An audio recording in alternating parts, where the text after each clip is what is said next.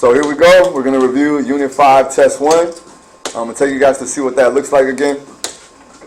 Okay, we're looking at this this document. All right, the front is about side angle side, triangle congruence.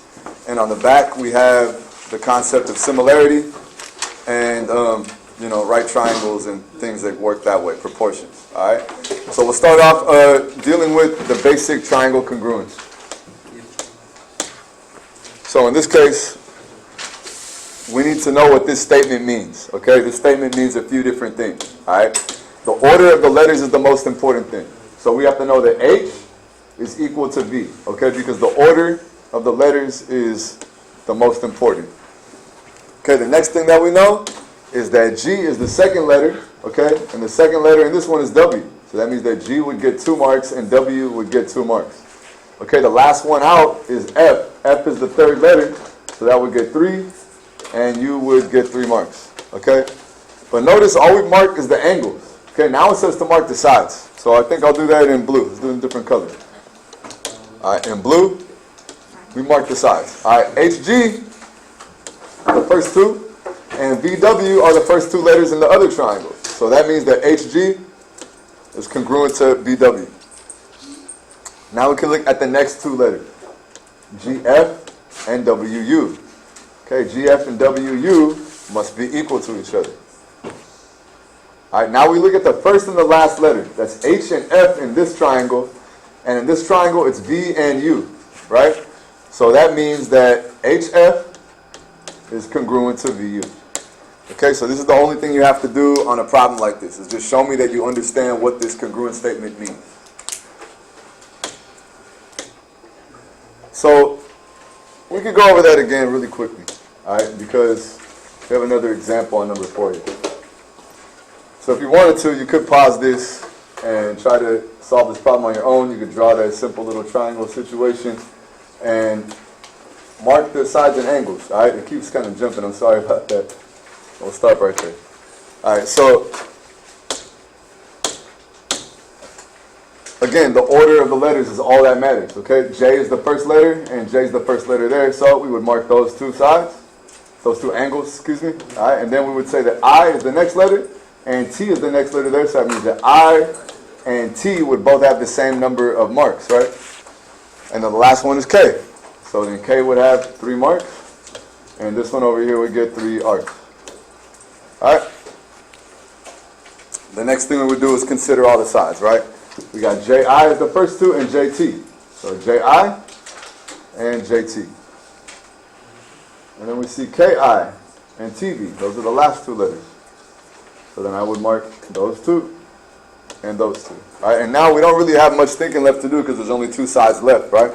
So it would be 1, 2, 3, and 1, 2, 3. All right?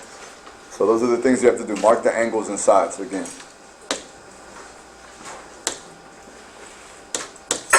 All right, well, when we get to this part, we need to understand a couple different things. We need to understand the theorems in the first place, and we need to understand the 1-second geometry, right? So there are these triangle congruence theorems that we studied for a while during this unit.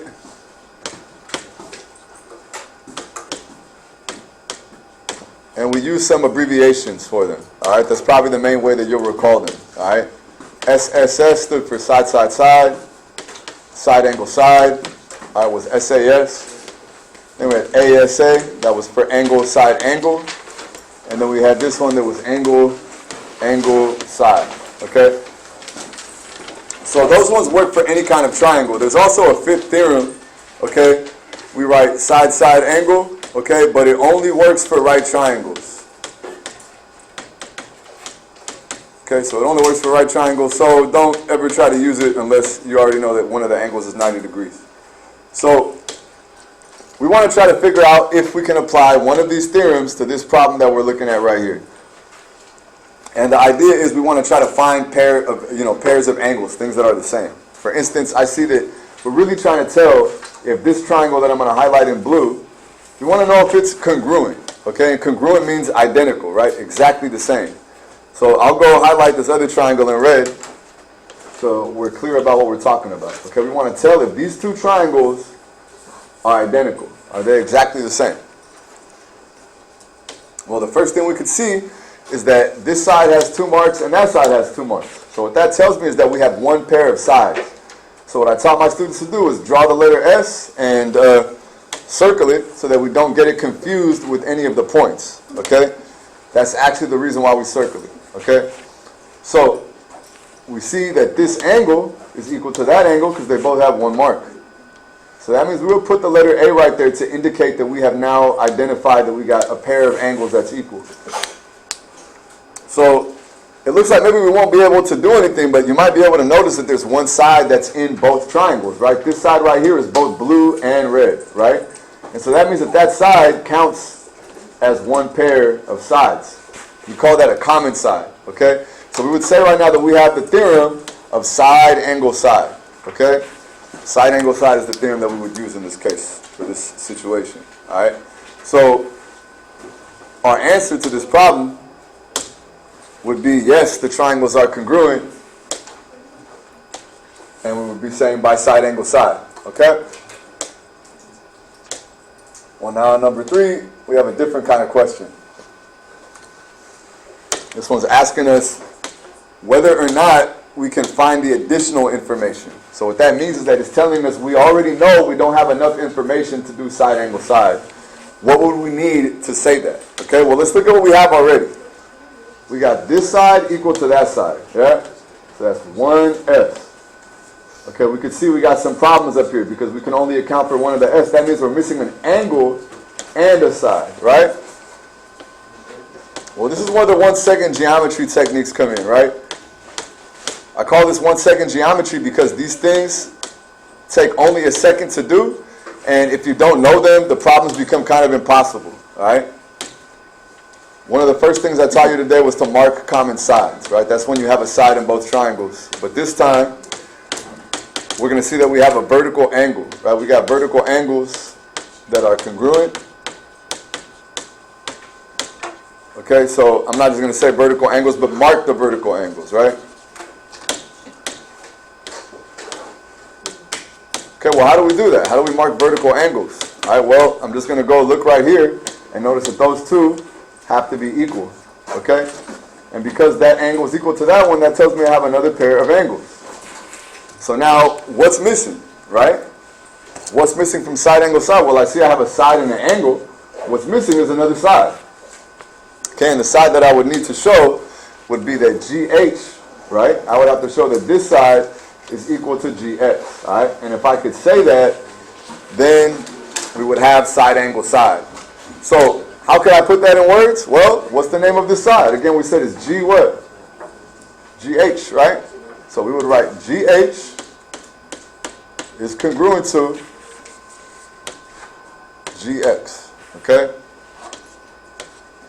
If that is true, then we would know that these two triangles are congruent by side angle side because we would be able to put one more S right there, okay? We don't know that's true, but if we knew it's true, then we would have side angle side, and that's what the question says, right? State what additional information, and this is the additional information. This is what we would need to know. All right, so like I said, we've learned now that we have to mark vertical angles and mark common sides.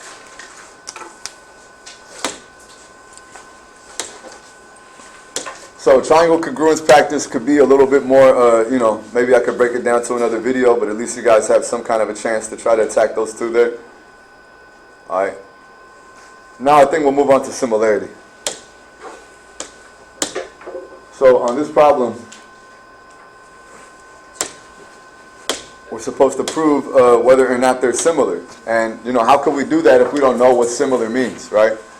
So similar triangles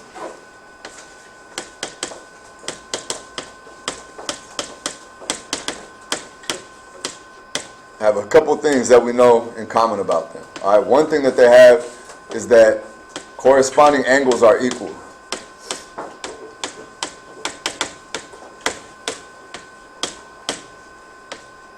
Okay, so that means if two triangles are similar, that all of their angles are really the same. Okay? And if two triangles are similar, it means the corresponding sides have an equal ratio.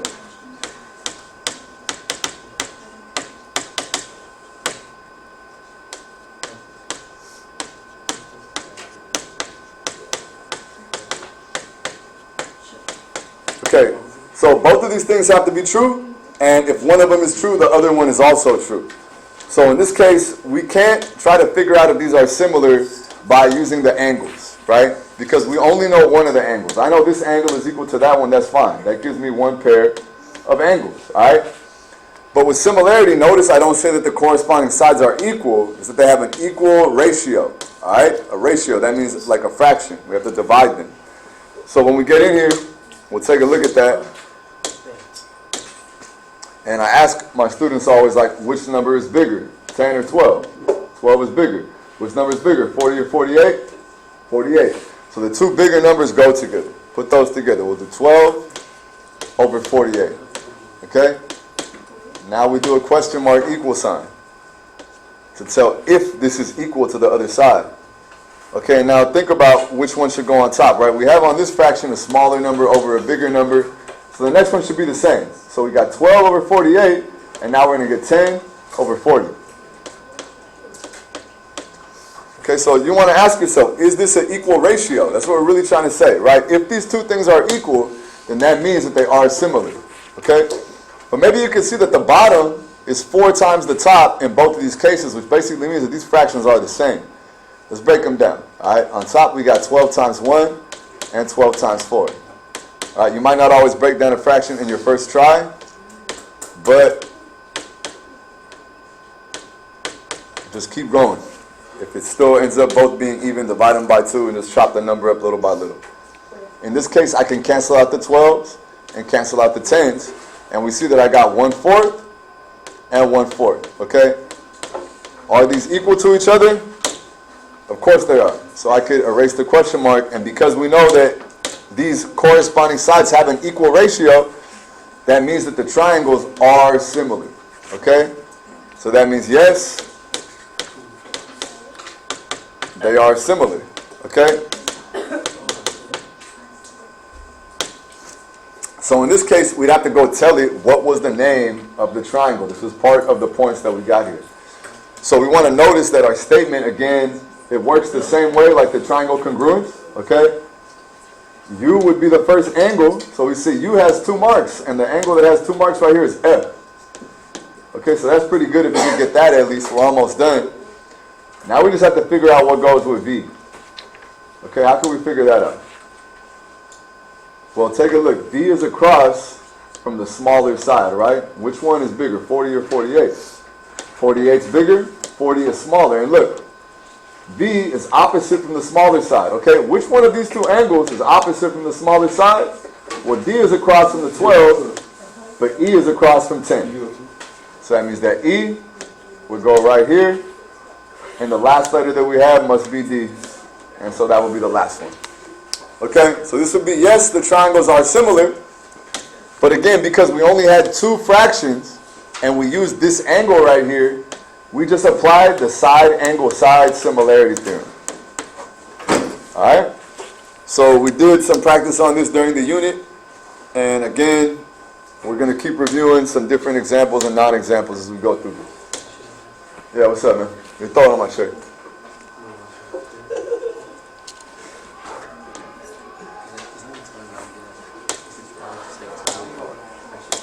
Yeah.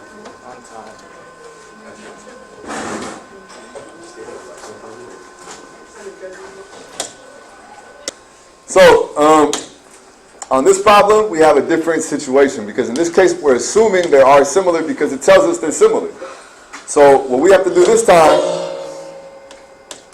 is use an actual equal sign. In this case, we're going to know the corresponding sides do have an equal ratio because they are similar.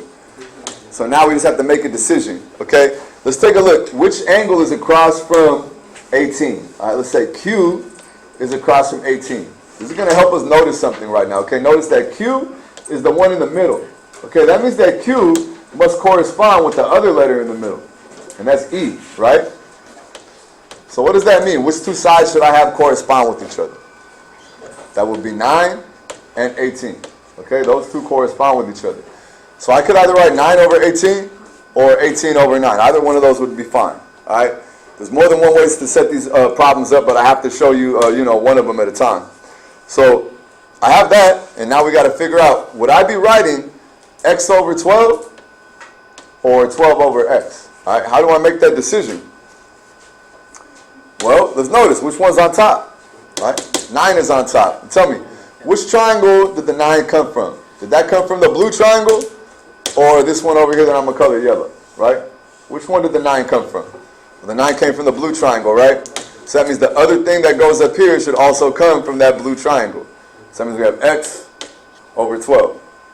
Okay, the way to solve these problems is called cross multiplying. Okay, it's really just a step of doing 2 multiplications at once. So on the left we write 18 times x, and then on the right we're going to write 9 times 12. And we do our calculation. 9 times 12, that's 108. Okay, now we could divide both sides by 18.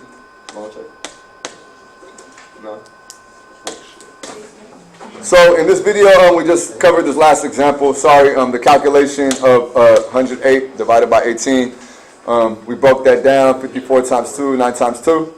And then we saw 54 over 9 breaks down to 6 times 9 over 9. So we get an answer of x equals 6. All right? So now we're going to discover this next situation that happens with the right triangles. Okay, what's going on here? These problems can be actually very confusing because we got triangles overlapping each other. All right, the trick is to find the common angle, to find the angle that's in both triangles. All right, let's look at it. We're going to see this red triangle, okay, and I'm going to color this other one blue, and all you have to see is which angle is both blue and red. Okay, and the answer is this one right here. So that means that we're going to use those as a corresponding side. Okay, 9 is definitely smaller than 15, right? So if I put 9 over 15, we put the smaller one over the bigger one. Well, now tell me, what are the sides that correspond from the blue triangle, right? Well, notice 15 is the hypotenuse of its triangle, right? What's the hypotenuse of the big blue triangle? The hypotenuse is x. So notice the hypotenuse is going to go on bottom, so we put x right here, and then what has to go up here is 15. So you'll notice in these weird right triangle problems that this number is like diagonally opposite from itself. Okay, and then now to finish this, we just cross multiply. We're going to get 9x equals 15 times 15. And then we get 9x equals 225. And we would divide both sides by 9. Okay, I have one of my students do that for me right now. Give him something to do. Okay. Another way, because I can't help but teach you guys little ways to divide things, right? We could realize that 225 is 15 times 15. And we know 15 is 3 times 5, right? So think about it. We got 3 times 5 times 3 times 5 on top. But I could cancel the 3's and the 3's. So all that's left is on top 5 times 5. And I should get 25 either way. You can think about it. 9 quarters, right? $2.25. All right. So of course we get the same answer either way. Okay. So we're getting there. I don't think this is the last one. There's one more left, right?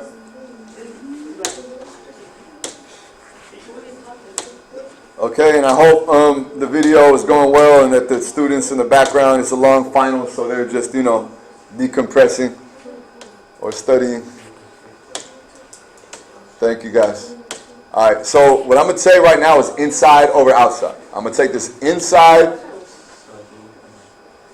side length that I have of x, and I'm going to put that over the one that's outside that corresponds with it. Okay, so take a wild guess. What do you think is going to go on this side? Okay, we got 2 choices. I could either do 50 over 120, and then I would be able to use the side angle side theorem because we have this angle. All right? So in this case, I would do the inside over the outside. And then when we knock this out, we can see really quickly that we got 5 times 10 over 12 times 10. If I cancel out these 10s, we end up with this. Now, again, cross multiplying is the way forward. So we get 12x equals 5 times 72. And 5 times 72 is a number we've come across a few times here, right? You should realize that that is 360. All right? Now, if I divide both sides by 12, and we can complete this problem. Okay, so what do you get when you divide that by 12? All right, let's give the students something to do for now. Did you get 30? All right, there we go. Good. Okay, so we get 30. So in this case, we're complete with this little review. I hope this teaches you something. Okay, cross multiplying. Hopefully you do better than you would have otherwise. But I'm gonna have to make another review on congruent triangles for those of you that got stuck on that part. All right, good luck.